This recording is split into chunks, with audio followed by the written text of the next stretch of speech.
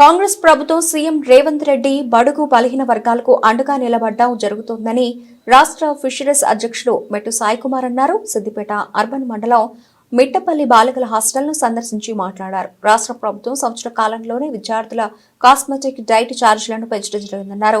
గత బీఆర్ఎస్ నాయకులు తమ కాంట్రాక్టులు కమిషన్ల కోసమే పాటుపడ్డారని విమర్శించారు. సిద్దిపేట జిల్లా అర్బన్ మండలం మిట్టపల్లిలోని సోషల్ వెల్ఫేర్ బాలికల హాస్టల్ను కాంగ్రెస్ సిద్దిపేట నియోజకవర్గ ఇన్ఛార్జ్ పూజల హరికృష్ణతో కలిసి రాష్ట్ర ఫిషరీస్ అధ్యక్షుడు మెట్టు సాయికుమార్ సందర్శించి విద్యార్థులతో కలిసి మధ్యాహ్న భోజనం చేశారు. హాస్టల్లో నెలకొన్న విద్యార్థుల సమస్యలను అడిగి తెలుసుకున్నారు.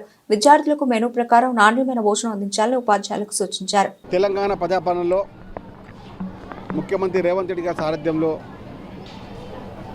విద్యార్థులందరినీ వారి కుటుంబాలని తెలంగాణ ప్రజల పాలనలో భాగం చేసే ఉద్దేశంతో 2017 సంవత్సరంలో పెంచినటువంటి ఛార్జీలని 2018 నుంచి 23 వరకు పెంచిన ఆ ప్రభుత్వానికి వచ్చిన 10 నెలల్లోనే వారి యొక్క మెస్ ఛార్జీలని 400% పెంచినటువంటి ముఖ్యమంత్రి రేవంత్ రెడ్డి గారి యొక్క ప్రభుత్వానికి తేడా. విద్యార్థులు వారి కుటుంబాలు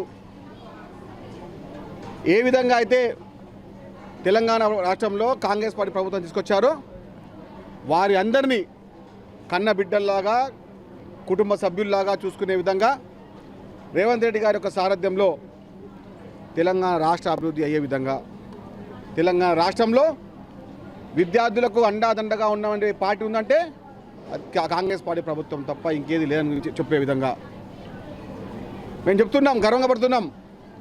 తెలంగాణ ప్రజాపాలనలో మేము భాగస్వామైనందుకు మేము గర్వపడుతున్నాం. రేవంత్ రెడ్డి గారి సారథ్యంలో పనిచేస్తున్నందుకు మేము గర్వపడుతున్నాం.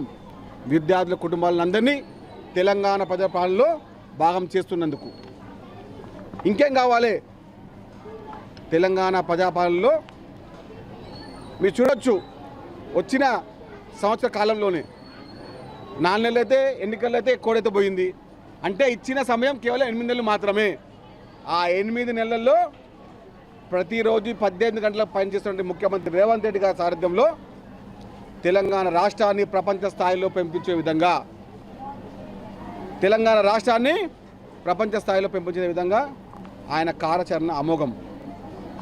ఎన్ని ఇబ్బందులున్నా ఎన్ని సమస్యలున్నా విద్యార్థులకు అండగా తోడుగా నీడగా ఉంటానని చెప్పినట్టు ముఖ్యమంత్రి రేవంత్ రెడ్డి గారికి తెలంగాణ రాష్ట్ర విద్యార్థి లోకం